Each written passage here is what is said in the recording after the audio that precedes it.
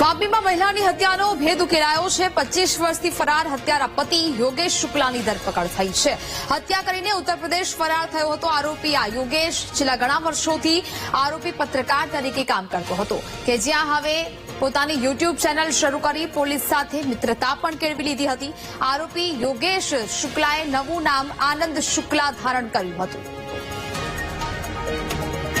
સંવાદદાતા માનવ phone line પર જોડાયા છે। માનવ, વાપીમાં મહિલાની હત્યાનો ભેદ હવે ઉકેલાયો છે, શું વિગત?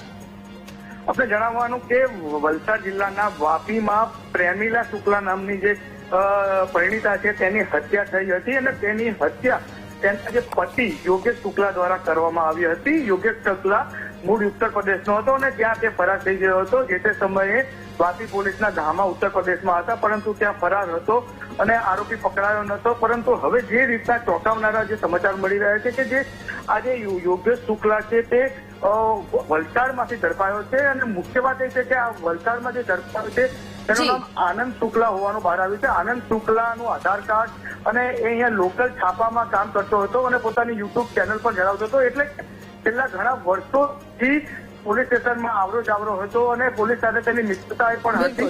એટલે ક્યાંક ને ક્યાંક પોલીસની વચ્ચે રહીને તે ફરતો હતો, પરંતુ હવે જે રીતે આરોપીની કરી લેવામાં આવશે। જી બિલકુલ માનવ, જાણકારી બદલ આભાર।